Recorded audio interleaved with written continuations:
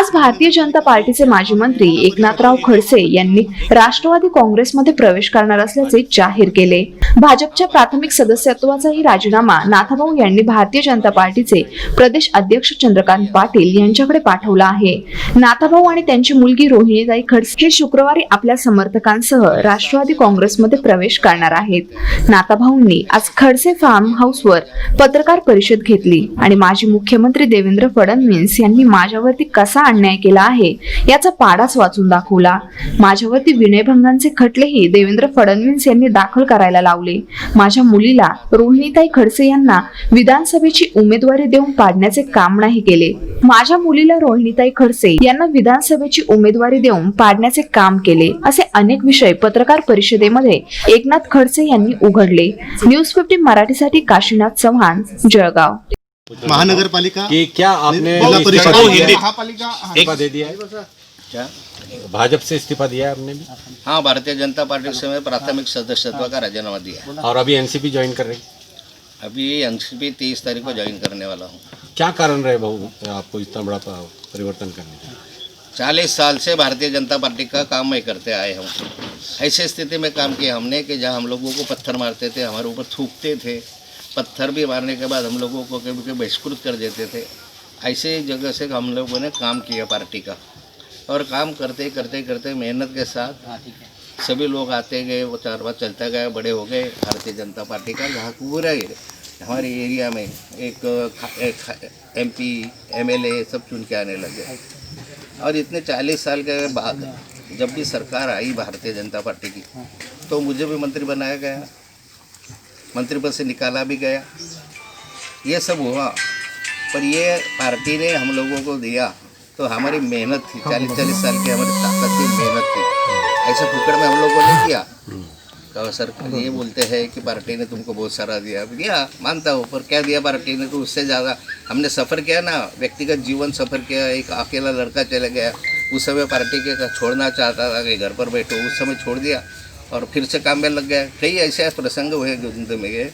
पर आखिरी ये है कि भारतीय जनता पार्टी के से जो मुझे अपेक्षा थी कि विधानमंडल में जब मेरे ऊपर एलिगेशंस हुए, तो एलिगेशंस के टाइम एक भी पार्टी ने, मतलब शिवसेना, कांग्रेस, एनसीपी, एक भी पार्टी ने मेरे राजीनामे की मांग नहीं की थी। राजीनामा तो छोड़ो, इंक्वायरी की भी मांग नहीं की थी। अगर ऐसा होगा तो मैं राजनीति से संन्यास ले लूँगा। उल्टा उन्होंने, उनको मालूम था कि जानबूझ के इस आदमी को तकलीफ दे रहे हैं, और इस कारण ऐसा हुआ। और इसलिए अभी 4 साल मैं घर पे बैठा हूँ। मेरे ऊपर कई आरोप किए, एंटी करप्शन की 2 बार इंक्वायरी की, नासिक के एंटी करप्शन ने किया, पूना के एंटी करप्शन ने किया, कुछ निकला ने क्लोज़र दिया है, कोर्ट में क्लोज़र दिया। इनकम टैक्स की भी बड़ी इंक्वायरी हो गई। पूरे ऐसे इंक्वायरी होती है तो बच्चे के साथ पूरे की पूरी फैमिली कार्यालय में बैठी थी जाके, मेरी कितनी मानहानि होती थी। और उसके उपरांत ये तो ठीक है जो हुई, ये तो सारे निर्दोष छूट गए, पूरे के पूरे निर्दोष छूट गए। तो उसके बाद में एक महिला का झूठा विनय भंग का खटला, मतलब महिलाओं को छेड़खानी का मुझे ऊपर आरोप लगाया। उस दिन जिस दिन ये आरोप मुझ पर लगा, और जिस दिन पुलिस स्टेशन में केस नेंद हुई, उस दिन दमानिया करके एक लेडी है, उन्होंने मेरे ऊपर ये आरोप लगाया। आरोप लगाने के बाद सांताक्रूज पुलिस स्टेशन में जाके उसने दंगा किया, रात भर दंगा किया। आखिर उस समय उसने CM से भी बात किया, और CM ने PI को बताया कि भाई इसका नोन करो, FIR कर दो। उसके बाद जब मुझे पता चला, वहाँ के PI ने मुझे बताया, DCP ने, कि CM साहब का फ़ोन था, हम क्या करें? तो मैं CM साहब के पास गया और उनसे मैंने पूछा कि ये तो बहुत गलत, झूठा तुम मुकदमा दखल करते मेरे ऊपर, वो भी विनय भंग का, छेड़खानी का।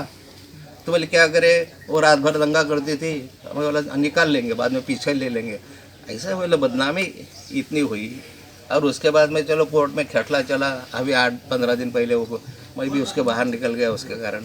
पर इतनी निचले स्तर पर राजनीति, इतनी निचले स्तर पर, और ये राजनीति एक आदमी करता था, और इसके कारण मैं तो बहुत दिनों से नाराज़ था। मैंने महाराष्ट्र के असेंबली में जब भी कोई भाषण आया, उस समय बार बार सरकार से ये पूछा कि आखिर मेरी गलती क्या है, बताओ, बार मैंने बाहर भी बताया, कई बार मैंने बाहर भी ये बताया, प्रेस में भी बताया, इलेक्शन में भी बताया कि मेरी गलती क्या है ये तो बताओ। मैं चोर बना, उचक्का बना, लबाड़ बना, ये किया, ऐसा क्या बनाए? पर ये आज तक हमारा ये नेता बोल नहीं सका। और ये अभी सहन के बाहर गया था, सहन शक्ति के बाहर चले गया था। इसलिए मैंने ये निर्णय लिया कि भाई चलो इस पार्टी में अगर न्याय नहीं मिलता होगा तो ये पार्टी में रहना छोड़ना, ये विचार मेरे मन में आया। मैं कभी पार्टी छोड़ने के लिए विचार कभी नहीं किया था। मेरा पार्टी पर, भारतीय जनता पार्टी पर कभी रोष भी नहीं था। भारतीय जनता पार्टी के बारे में या भारतीय जनता पार्टी के आला नेताओं के बारे में मैंने आज तक एक शब्द भी गलत नहीं निकाला। मेरी निष्ठा भारतीय जनता पार्टी पर थी। और इस खाली एक आदमी ने मुझे जो तकलीफ़ दी बार बार, और जब भी मैंने ऊपर इसके बारे में कंप्लेन भी की खुद जाके, तो मेरे को न्याय नहीं मिला। तो मुझे लगा कि भाई वरिष्ठ नेताओं के पास भी मुझे न्याय नहीं मिलता, नीचे तो तकलीफ ही तकलीफ है। इसलिए भारतीय जनता पार्टी की हम आज त्याग करते। भाऊ सगळ्यात महत्त्वाचं म्हणजे भाजप त्याबद्दल नाही, ते चुकून कोणी म्हणजे पासपोर्ट माझा दोघा तिघांकडे आहे, त्या एकानं तो पासपोर्ट दिला आणि चुकून त्याने ते रिट्रीट व्हायला मी ते लगेच डिलीट करून टाकलेलं आहे. या संदर्भात नितीन गडकरींचं आपलं बोलणं का? नितीन गडकरी ज्येष्ठ नेते आहेत, आपलं खूप चांगलं जमतं. गडकरी साहेबांशी आपल्या या संदर्भात काही बोलणं का? तुम्ही त्यांच्याशी निर्णय घेतल्यानंतर तुम्ही निर्णय घेतला असेल.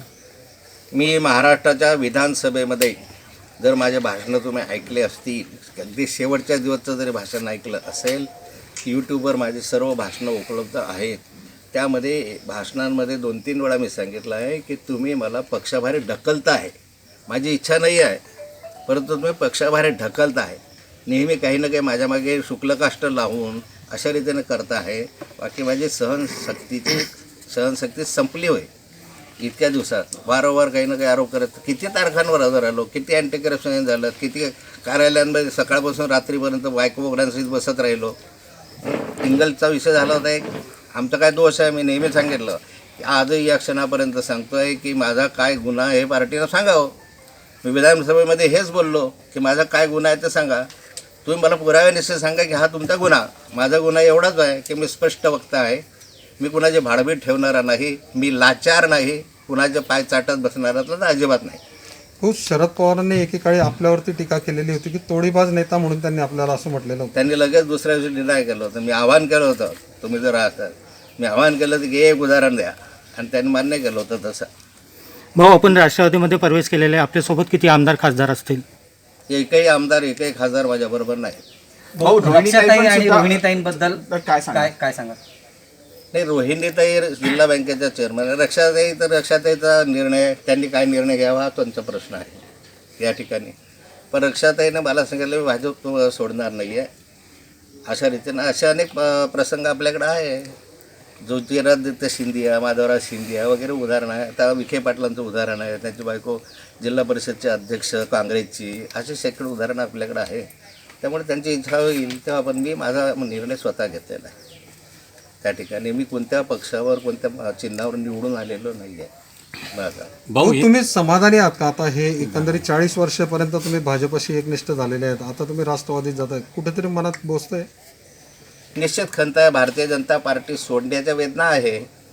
परंतु आज अशी स्थिती आणली की इतक्या खालच्या स्तरावर जर राजकारण त्यांनी गेलं असेल की एखाद्या महिलेला पकडायचं आणि माझ्यावर विनयभंगाचे खोटे दाखले करायचे, तर अशा लोकांबरोबर कठीणच आहे ना अशा व्यक्तीबरोबर काम करणं. आज विनयभंगाचा आहे दाखला केलेला, उद्या बलात्काराचा होईल आरोप. राष्ट्रवादीने काही आश्वासन दिलं का? या भाजपाचे जे महाजन आहे यांच्याशी काही बोलणं वगैरे झालं का? गिरीश महाजन या संदर्भात विषय माझी कुणाशी चर्चा झालेली नाही. चंद्रकांत दादा पाटलांचाच फोन.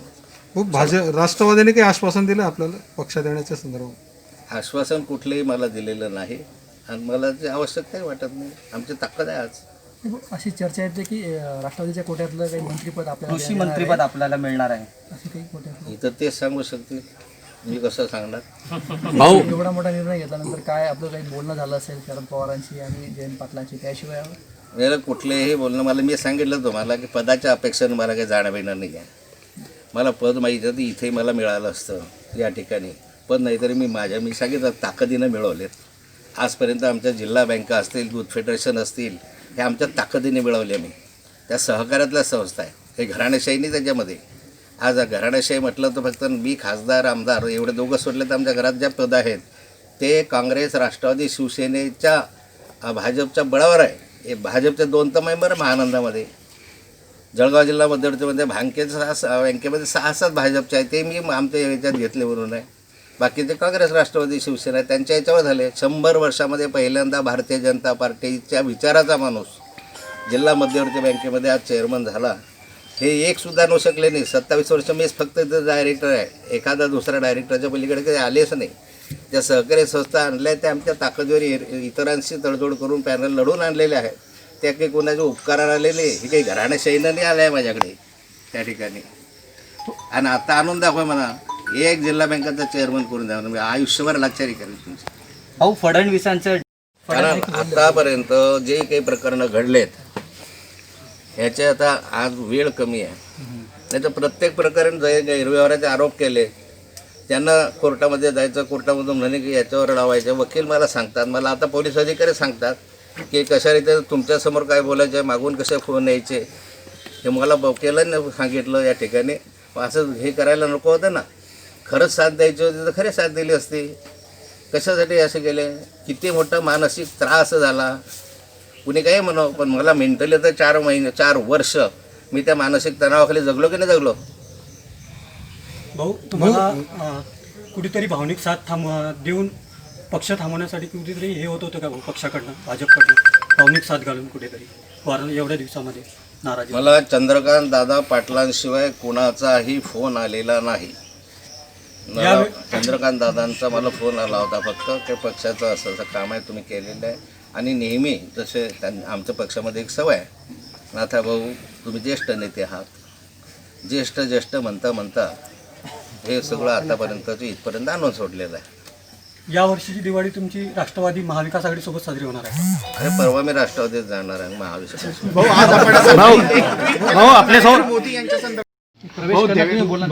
करणार केले. देवेंद्र फडणवीस जे आहे त्यांनी सातत्याने आपल्यावर आरोप केले, पण मी त्यांना थेट बोललेला. त्यांच्यासोबत अन्य काही नेते वाटतात का आपल्याला भारतीय जनता पार्टीचे, जे आपल्याला त्रास दिलेला आहे? नाही, मला त्रास देण्याचा प्रश्नच नाही. ज्यावेळेस नेताच त्रास देतो आहे तर बाकीचे असतात मागे, त्याचं काय. विधान परिषदेत बैलगाडीवर पुरावे असल्याचं म्हटलं होतं. त्याच्याच विधान परिषदेत आपण आरोप केला होता की आपल्या कन्या रोहिणी खडसे यांना पाडण्यासाठी भाजपाचेच काही मंडळी आहेत, त्यांची आपण काही नाव सांगू शकाल आता? भारतीय जनता पार्टीच्या माध्यमातून रोहिणी खडसे यांना विधानसभेचं तिकीट देण्यात आलं आणि त्यावेळेस निवडून कशी येणार नाही अशी पण व्यवस्था करण्यात आली. ज्यांनी भारतीय जनता पार्टीच्या पदाधिकाऱ्यांनी निवडणुकीमध्ये विरोधामध्ये प्रचार केला, उघड विरोधात केला, अशांचे नावं पुराव्यानिशी, व्हिडिओ कॅसेट CD आणि ह्याच्या पुराव्यानिशी मी माननीय चंद्रकांतदादा पाटलांना दिले. त्यांच्याकडे मी मागणी केली होती की कमीत कमी ज्यांनी विरोधी काम केलं आहे त्यांच्यावर शिस्तभंगाची कारवाई केली पाहिजे, असं जो वाटलं पार्टीतून काढून टाकलं पाहिजे. पण या क्षणापर्यंत त्यांना पार्टीतून काढून टाकलं नाही. याचा अर्थ साधा होतो की ज्यावेळेस पुराव्यासहित ज्यावेळेस मी सगळं देतो आणि तुम्ही त्याच्यावर कारवाई करत नाही, याचा अर्थ तुमच्या गुणाचा तरी त्याला पाठिंबा होता.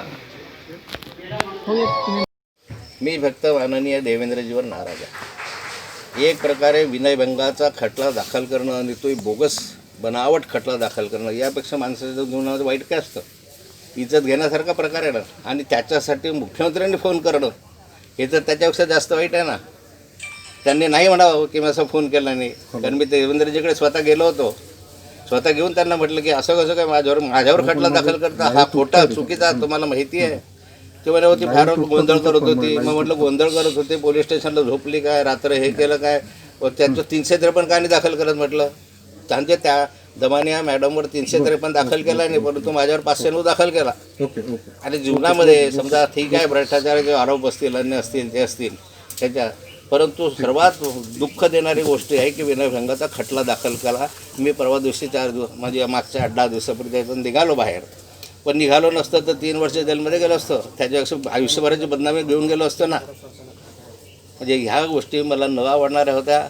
मला पद मिळालं नाही मिळाल्याचं दुःखाने मला कुठे आजपर्यंत इतके पदं मिळालेले आणि ते माझ्या ताकदीनं मी मेहनत केली, रात्रीचा दिवस केला, कष्ट घेतले आणि म्हणून आम्ही पद स्वतः मिळवलं, आमच्या ताकदीने मिळवलं, ह्यांच्या उपकाराने मिळवलं. जे आत्ता तुम्ही मंत्रिमंडळामध्ये घेतले होते, जे तुम्ही आता पदावर तुमच्या माणसं यांचं काय योगदान आहे भारतीय जनता पार्टीमध्ये?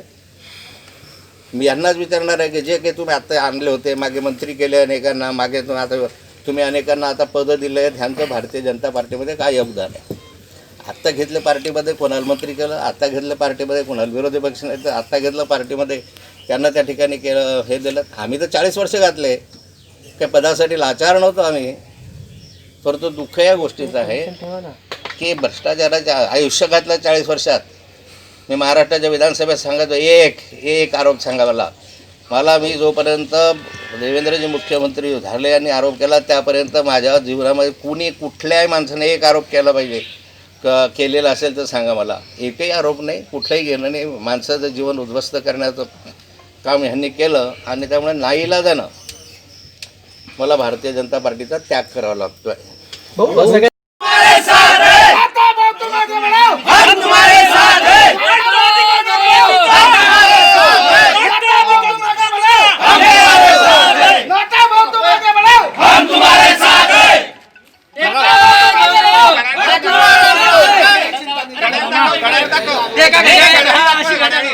राष्ट्रवादी काँग्रेस पार्टीचा राष्ट्रवादी काँग्रेस पार्टीचा शरदचंद्र पवार साहेबांचा नाथा भाऊ तू मागे बढ़ो हम तुम्हारे साथ हैं. एकच भाऊ नाथा भाऊ एकच भाऊ नाथा भाऊ. अरे लोग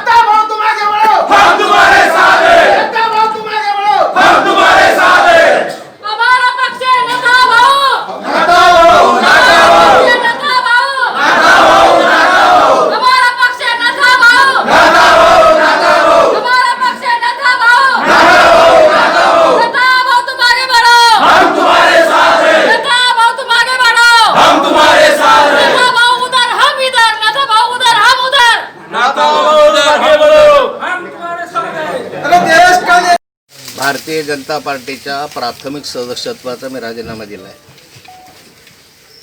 गेले 40 वर्ष भारतीय जनता पार्टीचं काम मी या ठिकाणी करतो आहे. ते 40 वर्षामध्ये अनेक प्रसंग झाले की ज्या कालखंडामध्ये भारतीय जनता पार्टी खेड्यापाड्यात पोहोचलेली नव्हती. भारतीय जनता पार्टी एक प्रकारे ज्याला आम्ही म्हणतो की उपेक्षित होती. अशा कालखंडापासून गोपीनाथ मुंडे असतील, प्रमोद महाजन आहेत, नितीन गडकरी असतील, नासा फरांदे होते, भाऊसाहेब फुंडकर, सुधीर नंतर मुनगंटीवार, असे कितीतरी नेते ज्याचं नाव मला सांगता येईल. सूर्यबांजी वाढणे होते, नानासाहेब उत्तमराव पाटील. आणि त्या कालखंडापासून आज तागायत भारतीय जनता पार्टीचं काम मी प्रामाणिकपणे केलं. भारतीय जनता पार्टीने सुद्धा या कालखंडामध्ये मला मोठ्या प्रमाणावर राजकारणामधले अनेक पदं दिले. मी ते नाकारू शकत नाही. भारतीय जनता पार्टीविषयी माझा कुठलाही रोष नाही.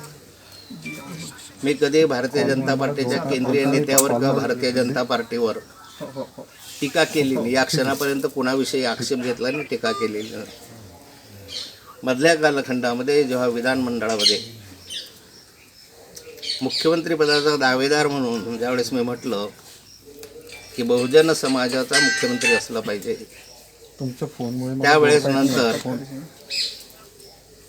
त्यावेळेस नंतरच्या कालखंडामध्ये जे काही प्रकरण घडले ते सर्व महाराष्ट्राला माहिती आहे. या ठिकाणी महाराष्ट्राला माहिती आहे, माझ्या अनेक चौकशा झाल्या, अँटी करप्शनकडून चौकशा झाल्या, काही भूखंडाचे आरोप केले गेले आणि अगदी अलीकडच्या कालखंडामध्ये माझ्यावर एक खोटा विनयभंगाचा खटलासुद्धा दाखल करण्यात आला. श्रीमती दमानिया यांनी माझ्यावर त्यांचा विनयभंग केला म्हणून माझ्यावर एक खोटा दाखला पोलीस स्टेशनला दाखल केला. पोलीस त्यावेळेस दाखल करायला तयार नव्हते. त्यांनी रात्रभर गोंधळ घातला पोलीस स्टेशनला. पण त्यानंतर देवेंद्रजींना त्यांनी फोन केला आणि देवेंद्रजींनी स्वतःहून पोलीस स्टेशनला गुन्हा नोंद करायला सांगितलं. वास्तविक अशा स्वरूपाचे खोटे गुन्हे नोंद करायला सांगणं म्हणजे एक प्रकारे त्यांनी सांगायला पाहिजे सत्य आहे ते करा, घटना कुठली ज्याच्यामध्ये दुरान्वय संबंध नाही असा म्हणून तो खटला मी आता त्या खटल्यानं नुकतंच मी आता 15 दिवसापूर्वी बाहेर आलेलो आहे. म्हणजे छळ किती करावा याला काही मर्यादा राहिल्या नव्हत्या, तरी इतके दिवस मी ते सहन करत आलेलो आहे.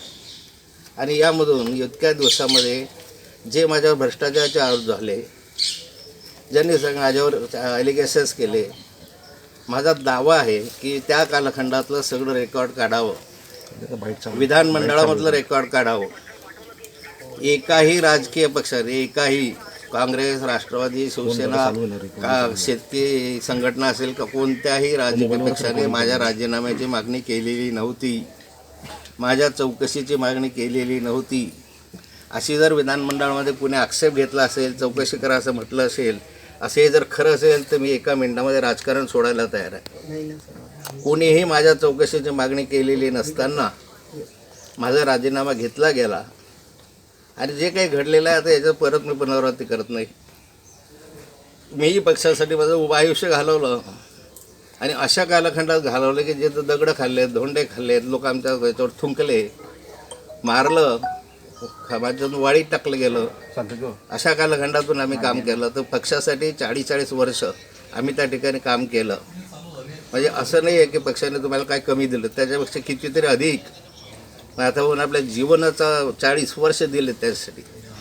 आणि आजही माझी कोणत्याही म्हणजे भारतीय जनता पार्टीविषयी तक्रार नाही, केंद्रीय नेतृत्वाविषयी कुठली तक्रार नाही. माझी तक्रार जी आहे ती मी वारंवार बोलून दाखवलेली आहे की देवेंद्रजींनी ज्या प्रकारे हे विनयभंगाचा खटला दाखल करणं, भूखंडाच्या संदर्भात चौकशा लावणं, अँटी करप्शनच्या चौकशा, मी सर्वांमध्ये निर्दोष सुटलो. परंतु त्याचा मनस्ताप किती झाला, एखाद्या व्यक्तीवर विनयभंगाचा खटला दाखल करणं कोर्टामध्ये, तो चालणं, मी याच्यापेक्षा तर मरण नाही आमच्या सरकारला. आणि तेही अशा रीतीने की तुम्ही त्या ठिकाणी गोंधळ केला की नाही म्हणून मुख्यमंत्री महोदयांनी त्या ठिकाणी सांगणं. आणि मी ज्यावेळेस देवेंद्रजींना हे म्हटलं की असं कसं काय माझ्यावर विनयभंगाचा दाखला होतो, ती बाई मुंबईमध्ये, मी मुक्ताईनगरमध्ये, मी काही बोललो वगैरे, देवेंद्रजी म्हणायचं फार गोंधळ करत होती, हे करत होतं, टी व्हीवर दाखवलं जात होतं म्हणून नाईलाजाने मी सांगितलं. म्हणजे असं कसं नाईलाजाने सांगितलं, तुम्ही सांगता आलं असतं ना केवळ नियमानुसार तुम्ही त्या ठिकाणी कायद्यानुसार काम करा. पण मला कोर्टाच्या तारखा चालल्या, हे चाललं, बदनामी सहन करावी लागली, माझे लहान मुलं मुली, इतक्या खालच्या स्तरावर जाऊन हे राजकारण झालं. आणि त्यामुळे मला नाईलाजानं तरीही त्याच्यानंतर 4 वर्ष मी काढले. मला काय मिळालं नाही मिळालं याच्याशी मला काही घेणं देणे या ठिकाणी. याच्यावर ही गोष्ट त्यांनी कबूल केली होती आरोप करत असताना की माझा जो कथित पी ए आहे त्याच्यावर पी एने लाच घेतली असा एक आरोप होता. त्या कथित पी एवर 9 महिन्यापासून पाळत ठेवली जात होती. म्हणजे मंत्र्यावरच पाळत की नाही एक प्रकारे 9 महिने माझ्यावर पाळत ठेवणं, माझ्या पी एवर पाळत ठेवणं. तो पी ए नव्हताच माझा, पण हे त्यांनी कबूल केलं, कोर्टामध्ये मान्य केलं की याच्यावर आम्ही हे 5 आपल्या कोर्टाने सभागृहामध्ये मान्य केलं की आम्ही 9 महिने अँटी करप्शन रेकॉर्डमध्ये अशाने 9 महिने तुम्ही आमच्यावर पाळत ठेवत होते. म्हणजे याचा अर्थ तुम्ही आम्ही मंत्री असताना किंवा अन्य असताना आता मी त्यात पाळत ठेवत होते. आता हे मला याच्यात जायचं नाही आहे. पण मला जो मनस्ताप झाला त्याचं दुःख आहे. काय मिळालं नाही मिळालं याचं दुःख नाही आहे. आयुष्यात मी अनेक पदं घेतलेले आहेत, माझ्या हक्कानं आम्ही मिळवले.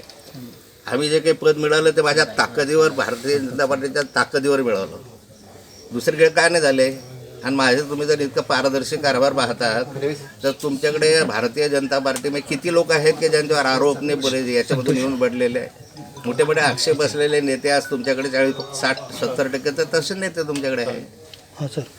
पण या ठिकाणी म्हणून मला हा निर्णय घ्यावा लागला. माझी कुणाविषयी तक्रार नाही आहे, मला कुणाविषयी म्हणणं नाही. मी माझा निर्णय संस्कृतीने घेतलेला आहे. मी ताकद जी आहे ती जनतेची ताकद माझ्या पाठीशी आहे आणि मोठ्या प्रमाणात महाराष्ट्रातील जनतेनं मला प्रतिसाद दिलेला आहे, आजही देत आहे. आजही अभिनंदन मला करता या ठिकाणी जेव्हापासून चाललेलं आहे.